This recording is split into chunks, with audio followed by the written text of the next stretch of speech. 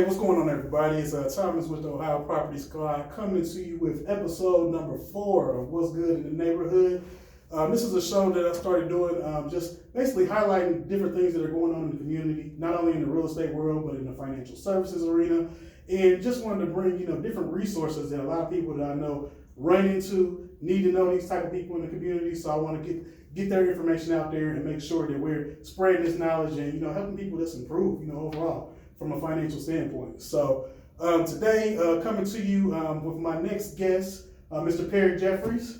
Thank you for coming on today, man. Definitely appreciate you taking time, man. Man, appreciate you having me. Man, appreciate for sure, man. Of course, Perry and I hadn't really been around him in person, but we always interact on Facebook and see each other, man. He's always dropping gems. If you haven't seen him online, good financial gems, trying to help people improve not only their personal finances, but business finances as well. Yeah.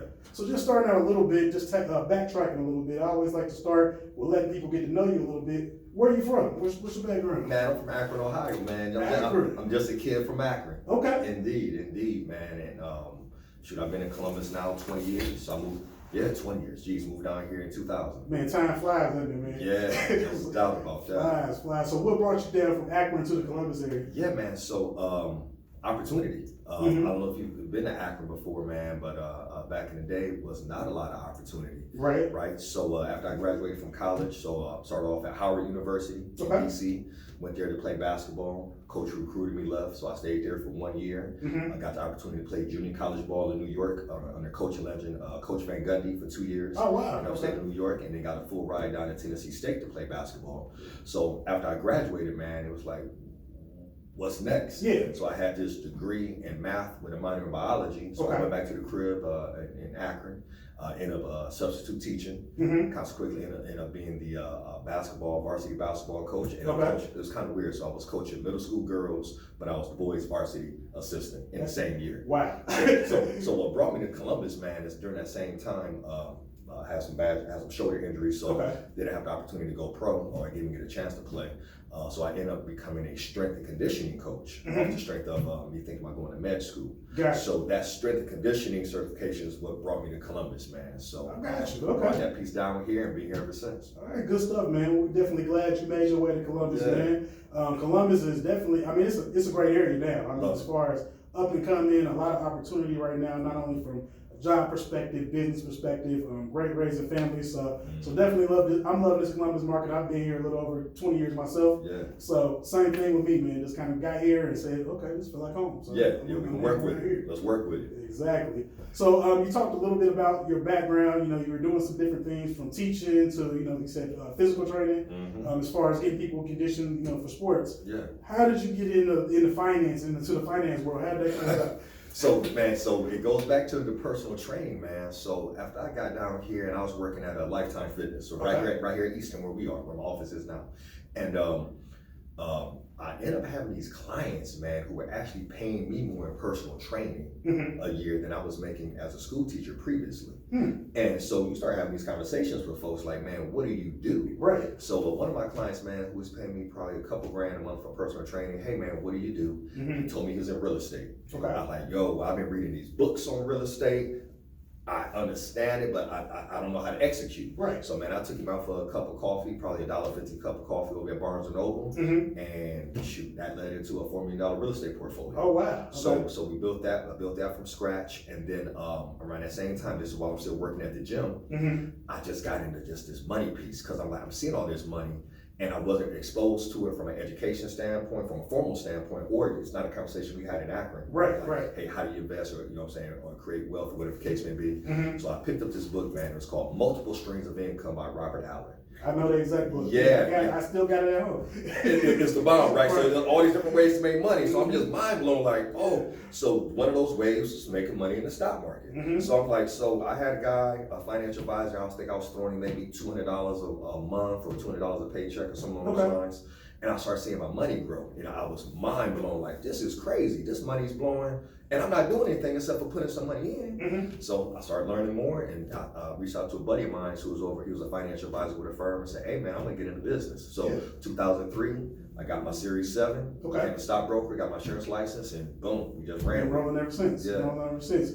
Now I know you hit on something, going back a little bit, you talked about not really being exposed to finances, you know, at a younger age, whether it was through formal education or at home. Why do you think that's so lacking, especially in the Black community? What do you think else like? Man, it's an exposure thing. I think it's an exposure thing. One, I think is a trust thing. Okay. Something and I kind of come to my own resolution here. It was a documentary that came out. It was called Boss, the Black Experience in Business. Okay, I have to check it out. Yeah, it was on PBS. I think you might be able to catch it on maybe like Amazon or something now. But when I watched that and watching it from the eyes of a financial advisor who's been doing it for almost 20 years, I believe I understand why. Man, there's so much history behind why we have so much mistrust in the financial systems, going back to the immediate post-slavery age. Okay. And one thing that we do as Black folk is we pass stuff down from generation to generation, which is why we're still making chitlins in 2020. Yeah, as far as traditions. Yeah, as far as traditions, right? And what I found, man, watching that documentary is like, man, that's why we have mistrust in the financial markets, the insurance markets, and so forth and so on. So when that's passed down historically, man, unless you have somebody pull you aside and be like, hey, this is how you get it, or you get exposed to just a different demographic who are, you know, managing money or investing money differently, you keep carrying on those same traditions, man. Oh yeah, and I didn't think of it from that perspective, but just having that history of being taken advantage of, you know, going back from, you know, starting out with sharecropping, you know, where they set them up in these contracts they never were going to win. You never going to get this piece of land. Or, you know, going in when we started trying to buy homes and they were redlining and wouldn't give us funding and all that. Same way on the side of insurance, right? So real quick, and I'm going to use our whole piece to talk about it, man, but in that documentary, man, it talks about Freedman's Bank. Okay. So I had heard of Freedman's Bank, but wasn't really familiar with it. Well, if you think about it, when slaves were emancipated, almost 100% of them went into some type of entrepreneur, small business situation because they had the skill sets. You know, they were the farmers, they were the builders, they were the barbers, they were the seamsters, right? So most of them started their own businesses. Well, at one point in time, with that being said, we were creating wealth and we were told that, hey, you should put your money in the bank because this is what you're supposed to do. Well, there were no banks down south that was rocking with, you know what I'm saying, the slaves. So the government created this bank called Freedman's Bank for Black folks, the Freedman's Bank. Okay. Well, that the person, the CEO who was running that bank was shady, right?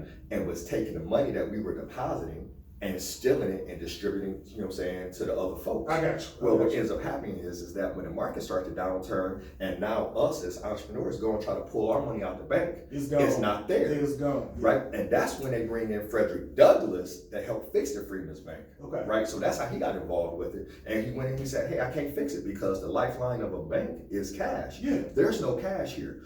That was one of the largest white collar crimes that was never addressed. Nothing never happened. Right? So I think in that documentary said that it would be the equivalent of billions, if not trillions of dollars were stolen during that time. Well, what happens then, bro, if you're growing up and you see your mom and dad distraught and there's no money, well, what happened? Well, we put the money in the bank. Guess what? Don't put your money in the bank. No, don't put your money in the bank. Exactly. That transitions into don't invest, don't put your money in the bank. All that old school, you know what I'm saying? Don't trust anything, right? So that's one of the reasons we're behind right now. Yeah, for sure. So as far as moving forward, I mean, how do you think what do we need to do to start shifting that dial so we can change the mindsets of people? You know, like as far as, you know, from an investing standpoint, you know, now, of course, entrepreneurship is sexy again, you know. At least they think they want to be entrepreneurs till they get until they have to be entrepreneurs. Exactly. So, I mean, so what kind of things do you do? I know you know, work with a lot of different clients. I mean, a lot of it starts, you know, right in the head, right here, as far as getting them on the right path. So what are some things that people can do to start shifting their mindset, I guess, so they can get back on the right track? Man, talk to people who are experts in their field, for one. So again, so many times folks are talking to people who haven't had a good experience or have never done it before. So you have opinions, you have information, and you have advice, right? So excuse me, I say opinions, everybody has one, right? You know what I'm saying? You hear that saying. Well, I take opinions and I throw them in the trash. Your opinions is based upon your personal relationship with the situation. That's not my personal relationship with the situation. Right. So your opinion is your opinion, and I appreciate that. But then you have information, which is based upon factual data. right? So this is where you can go do some research, talk to some folks and get some information. So we start there. And then third, get advice. And what I call advice is when you have professionals with proven results giving individuals information specific to their particular need, right? So I start there because in this day and age, man, there's so much information out there. I think one of the issues is it's too much information out there. So instead of trying to figure all of this stuff out on your own, sit down with some experts, man, who can kind of guide you, because that's what it's coming down to. If we're gonna close that gap, we can't go off of what mom and them said or whatever the case may be. We need to actually talk to professionals. Yeah, for sure, for sure. And I can see that, pretty much for everything else we do in life. Like from, okay, I got my kids playing sports, and I want them to get better, I go out and get them a trainer, right? Or, if I'm trying to lose weight, I might get a coach doing that, to help me out with that. Yeah. But one of the few things we don't get coaches for, I think, are our finances. Right. And I think a lot of it is not only, we kind of hit on it a little bit as far as the lack of trust, but I think it's also people are embarrassed about opening up that book and showing this is what, being transparent about what I got going on. Yeah, man, you hit that nail on the head. I call it getting butt naked. Yeah. So the same way when you got to go to the doctor and you have an issue, right? And doctor say, all right, strip down. And it's the same way from a financial standpoint. And a lot of times we want to front like we got it. You know what I'm saying? And again, I'm not throwing any stones at anybody because I was there. Yeah. Right. So I think we've all been there. Yeah, man. Yeah, absolutely. So I remember I had the all-white Jag, the all-white Navigator, popping bottles out here, right? And a lot of folks don't know that I lost everything when the market crashed between that 2007 and 2009. Yeah. Because I was in real estate and I was a stockbroker, financial advisor. Both markets crashed simultaneously. I didn't have the right systems in place. I wasn't getting good advice, right? So, man, I lost everything, but still out there fronting, custom suit, the whole nine. So the deal is you have to get butt naked. If you're gonna get better, the same way when you go to the doctor, you gotta get butt naked and disclose all of your issues so you can get a good recommendation or a good prescription.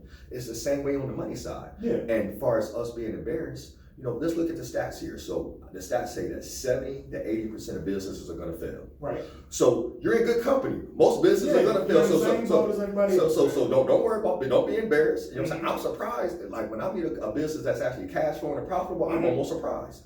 But the same number said is true for individuals. 70 to 80% of people are one paycheck from being completely broke. Yeah. Right? So don't feel embarrassed. It's a situation that we all have to deal with. Come to the table, man, and just be like, hey, I need help. That's what you have to do if you actually want to be helped. Exactly. And I think some people, are also just from the standpoint, okay, maybe I don't have a lot of money saved up. Maybe I'm not a business owner. I'm a W-2 employee. Like you said, I'm one paycheck from being out the door. I'm just trying to keep everything together. So how would, would it make sense for that same person to work with a financial advisor or to start that process? So, hey, y'all, we didn't go through any of these questions, and he is bringing some absolute fire. So check it out. So here's the deal. This is what I tell folks, and one of the reasons I created my own investment firm was to address this particular need here. Everybody typically thinks, hey, to work with a financial advisor, you got to have money. Right. Well, the truth of that is, if you want to invest, you need money. But a lot of times what we don't need a good investment recommendation.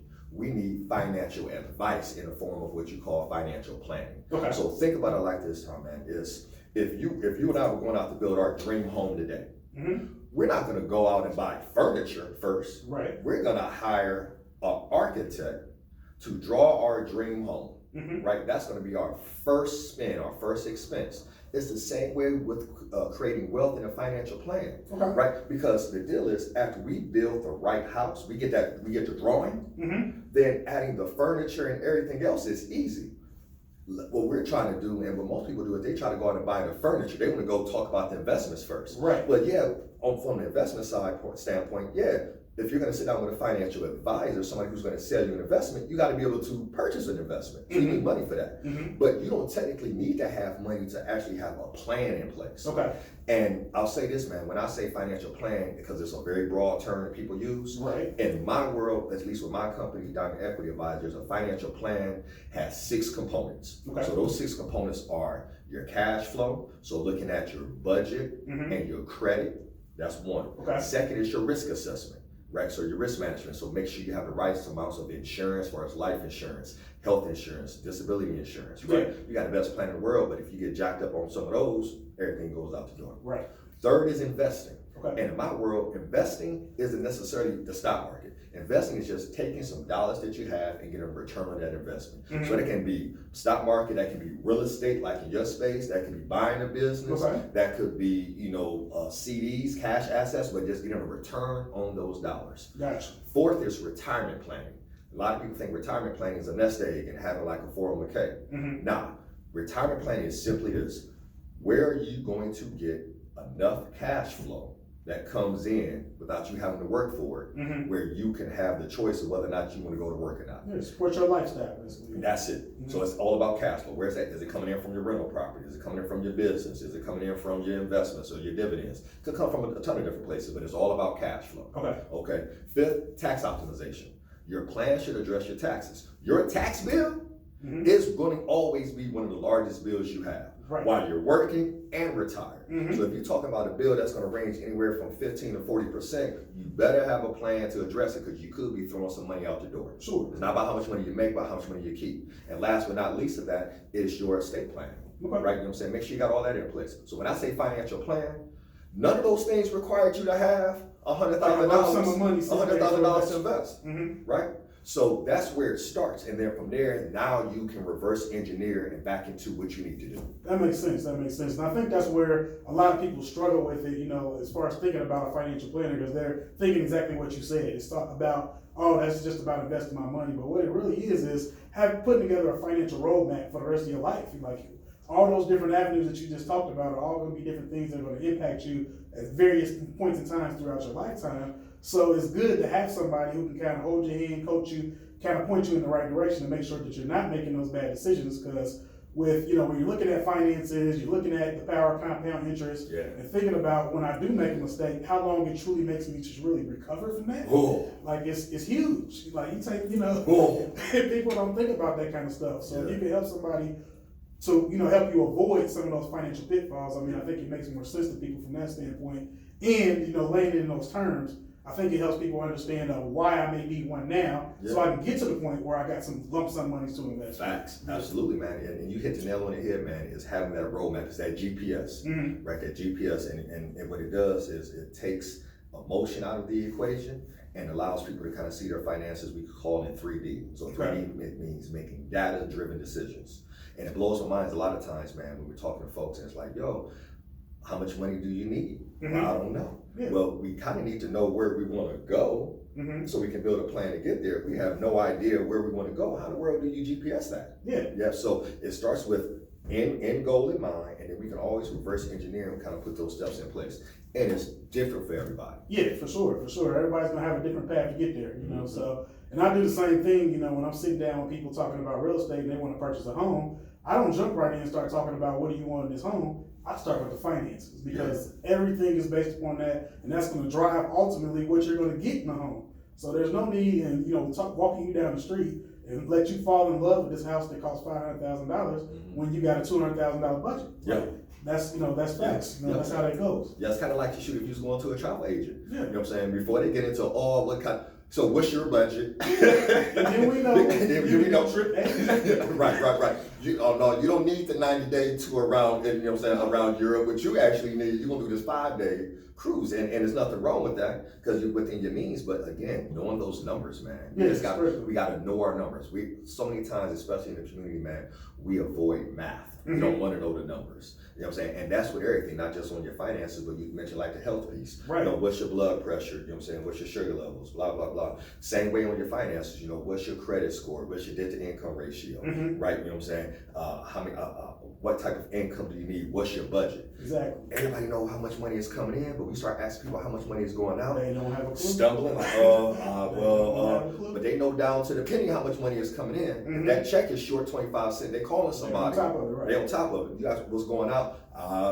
You got to know your numbers. Yeah, and so many people they hear the word budget, and it's like a curse word to them. Budget to me is your financial plan, like in your household. It starts with that. So as far as what I got coming in versus what I got going out, that's where you start at. So you're clear with that. But they hear it and they think, and I think a lot of people are synonymous. make synonymous with budgeting sacrifice more than anything. When really it's just, I'm categorizing what I got going on more than anything else. Nailed it. Now people hear budget like, oh, I'm not going to be able to do this. I'm not going to be able to. No, that's not the case. It is. And you notice too, like on the financial plan, the first thing I said, I didn't say investing or retiring. The first thing we said was budget. It all starts with that. You need to know what's coming in. You need to know what's going out before we can have a conversation about anything else. Because that's going to tell us, what kind of nest egg we need. That's going to tell us, what we have to pay off debt, what's discretionary, or if we need to shake some things. So, brother, you hit that, and then when you hit budget isn't, oh, I got to let something go. Budget is knowing where every dime is going. I say this, that every dollar should let no dollar go unemployed. Exactly. You need to know where every dollar is going. And it's cool if you want to go out and your thing is you go out to eat, every weekend, it's cool. We just need to know that that's allocated. You have dollars allocated for that. You know what I'm saying? And then from there, you can be strategic if you know, okay, well, you know what? I don't need this cable. I can rock with this Hulu, save a couple bucks, and now I can redirect that to something else. Bingo. That's it. And the same thing, of course, I'm working in the credit world all the time as far as people buying houses. And I always tell them credit is a tool. It's something that you can leverage to do something else, right? Same thing, that's all cash is. It's a tool, more than anything else. So people have to take their emotions out of it and, treat their household like a business just like anything else, more than anything else. Spot on. So we've transitioned our business model where we still have our book of clients who are individual financial planning clients, but we've transitioned more into being a fractional CFO for businesses. Okay. And some people are like, oh my gosh, Perry, you're not working with individuals anymore. And technically we still are, because to your point, the most important corporation you'll ever be a part of is your household. So whether you are an entrepreneur, small business owner, however you want to classify it, if you are in a household, whether it's just me, myself, and I, or you got a wife and kids, that is your corporation. Right? And you need to think about your business, think about your household the same way, a CEO thinks about their business, right?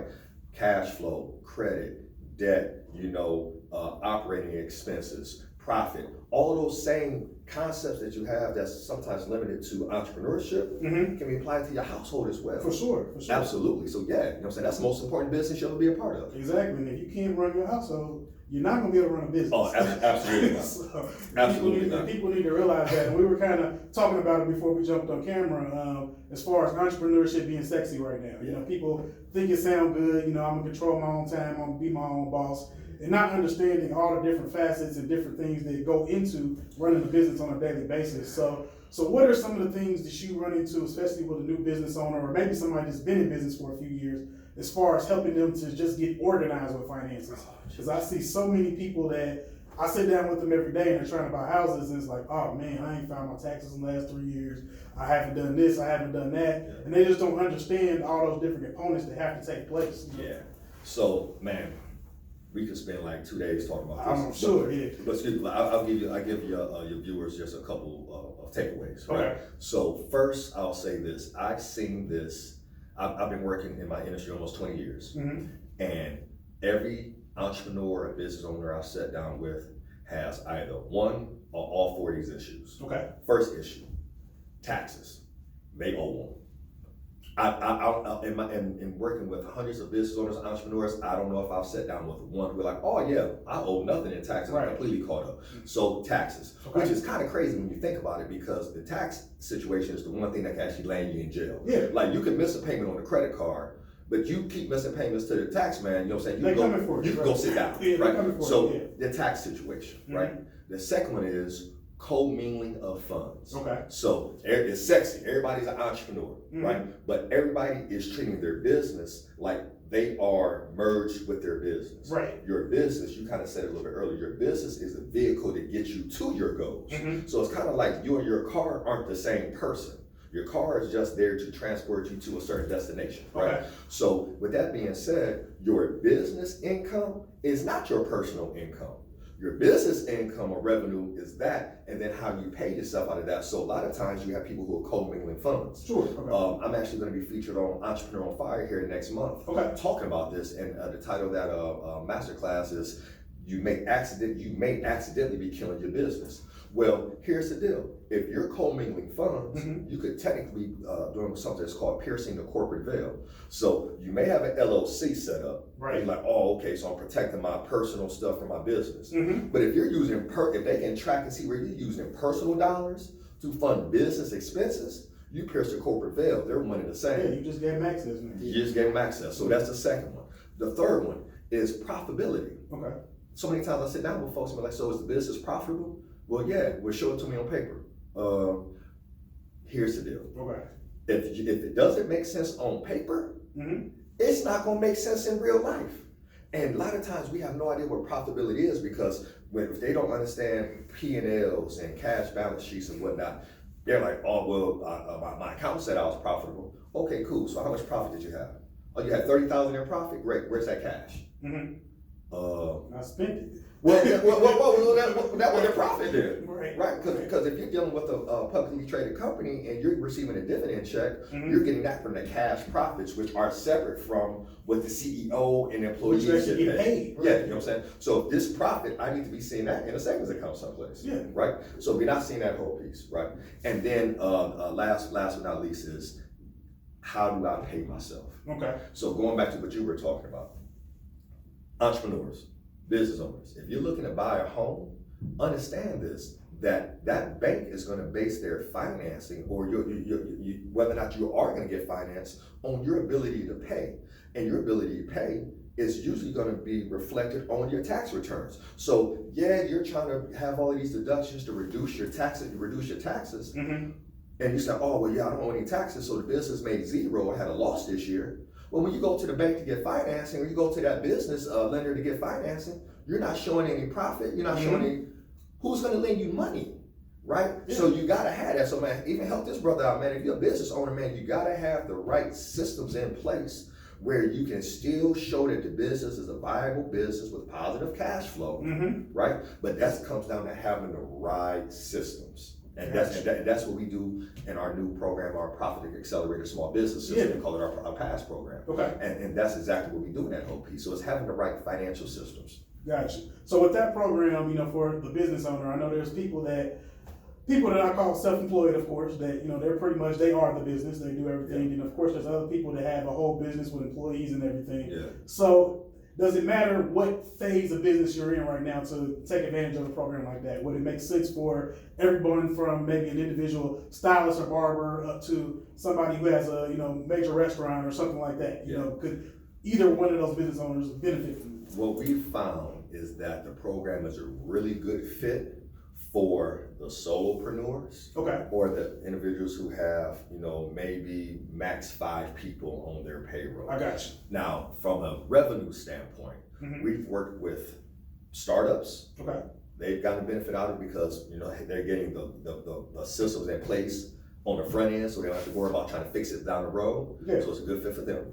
But also too, for the entrepreneurs who are doing, projecting through that 6 to 7 figures, really good fit. Where our cutoff typically is, if a business is doing 8 figures. Gotcha. If the business is doing 8 figures, they usually had a bandwidth to go hire their own in-house CFO. Okay. So what our PASS program is a membership program where you actually get all of the financial systems, but also too, you get what's called a fractional CFO. Gotcha. So the average CFO, I think it was in 2019, the average CFO median salary is like $341,000. Well, I can't afford to bring on somebody on my staff to pay them $300,000, right? Exactly. So if you can't afford the person, you better invest in the system, and that's kind of what we do with the program. So that makes sense, yeah.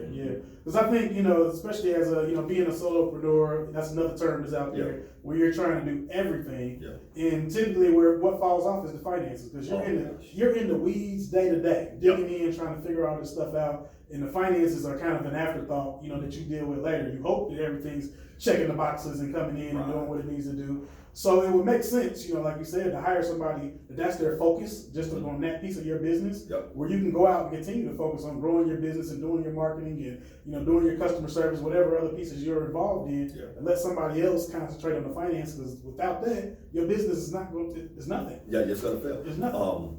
Great book, I'll share it with you guys. A book I've read and I share with all the members of my PASS program is Making Money is killing your business. The author's name is Chuck Blakeman. Okay. And in that book, what he talked about, he said, hey, your business needs to have 3 systems in place. You need a systems for your operations, a systems for your marketing, and a system for your finances. Gotcha. Because again, if you're a solopreneur, even a small team, you're gonna have blind spots. And those blind spots could put you out of business. Oh, I didn't know I was supposed to do that. Well, yeah, you're supposed to do that, and now you have to close your doors. Yeah. So if you have those 3 systems in place, you can grow a business that can actually help provide for your family and your lifestyle. And what he says in the book is your business should provide 3 things: more money, more time, and more relevance.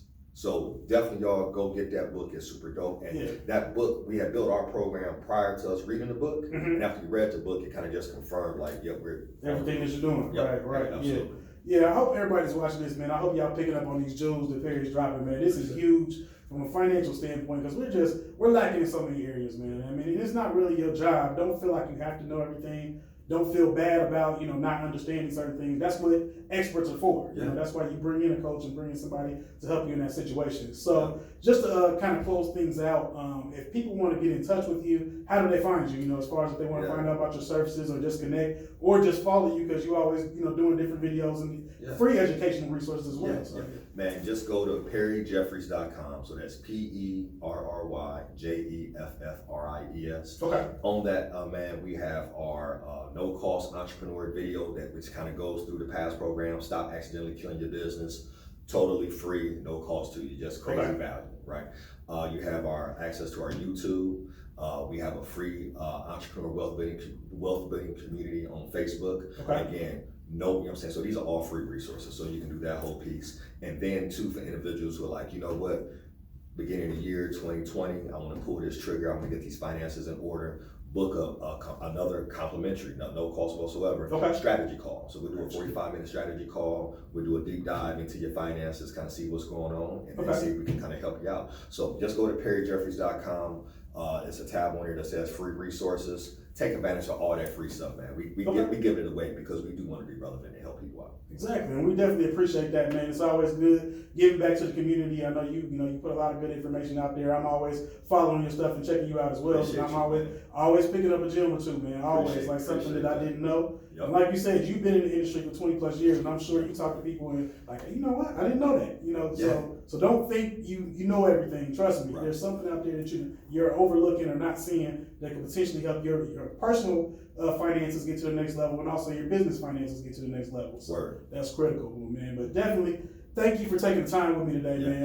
I know we could sit here and talk about this all day, because this is, I got goosebumps just talking about this stuff. Well, man, let me first of all thank you. Hey, y'all, make sure y'all share the video, support this brother, because this is just the conversations that we need to have. We was already having this conversation before the camera was on. Exactly. That's why we were setting up, getting ready for it, y'all. So share this information, support this brother, because we just need to have more real, candid conversations, and that's how we move the needle and close the gap. That's it, man. Well, again, definitely thank you again, Perry, for taking time to talk to me today.